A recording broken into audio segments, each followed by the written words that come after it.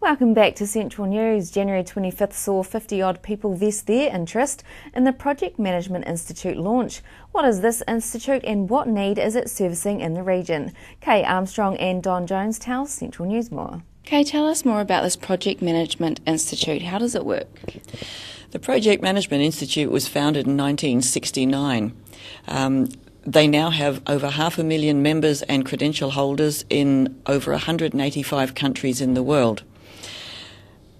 It is a huge body of knowledge for project managers to access, and it provides the opportunity for people to get together and discuss projects and the tricks and trades around it.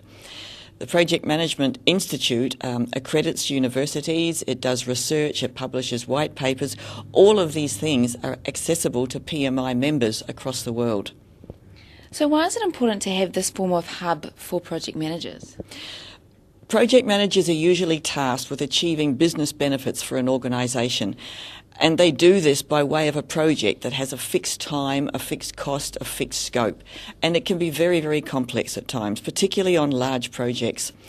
Getting people together where they can learn from each other enables them to do a far better job and succeed for their organisations. And Don, what is the focus of the group here in the Bay? I guess the focus is primarily aligning with the Project Management Institute, the principles in terms of growing the capability. But locally here in the Bay, it was really about getting like-minded people together and tapping into the worldwide body and using their experience to help us deliver projects successfully here in the Bay. And it launched a couple of weeks ago. What sort of interest has there been from project managers here in the Bay of Plenty? Look, it was quite surprising. We had about 60 people register an interest and 50 people turn up to the original meeting that we had. And look, I'm sure it's going to grow once the word gets out there and we get up and running and start promoting what we can do here. Excellent. Now, Kay, I understand that until now project managers have had to travel to the likes of Hamilton or Auckland to converse with like-minded people. What sort of response has there been from project managers here in the Bay of Plenty now that they don't have to travel? Excellent. I was quite surprised when I first started canvassing interest. I spoke to a couple of people who drive to Hamilton for events after a long day's work. I think it's important that people don't have to do this because if they've got family commitments and the life outside work, of course, that it's a long, long way to go. Having it here in the Bay will not only attract more people, but I suspect it'll be relevant to the Bay because we'll look for keynote speakers who have got interest in what's going on in the Bay of Plenty. So is this sort of institute more a bit of a networking thing for project managers? It is a networking thing, but it's more than that. What the project management offers are networking opportunities. Project Management Institute offers an enormous body of knowledge in relation to project management that's been collected since 1969, some of it in 11 different languages. For instance, there are 36 different online communities that people can join into. Information technology, agile methodology, risk management and so forth, and this is all free to PMI members. As well as that, there are certifications. The PMI researches certifications and allocates the likes of the CAPM, Certified Associate Project Manager, and the more common one, which is PMP, Project Management Professional, and others. This is all accessible to PMI members, so then how do they become a member?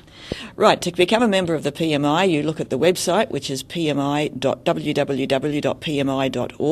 and it takes you through step by step how to become a member. You need to join the PMI itself and then become a member of the New Zealand chapter to get all of this information.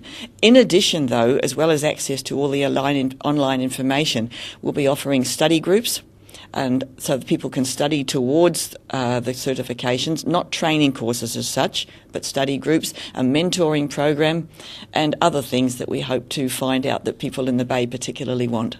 Excellent. Now, Don, what is in store for those that have already signed up to the Bay of Plenty group this year? Okay, well, we're obviously in the early stages. We've only just had the inaugural meeting, if we can call it that. So we canvassed a number of members just to find out, or prospective members, to find out what they'd be most interested in. So as Kay said, study groups, guest speakers. So really it's about identifying what the needs of the the project managers here are locally, and then trying to set something up that meets those needs. So we're still in the early stages of defining that. Excellent. And Kay, what happens as these types of forums that help grow project managers?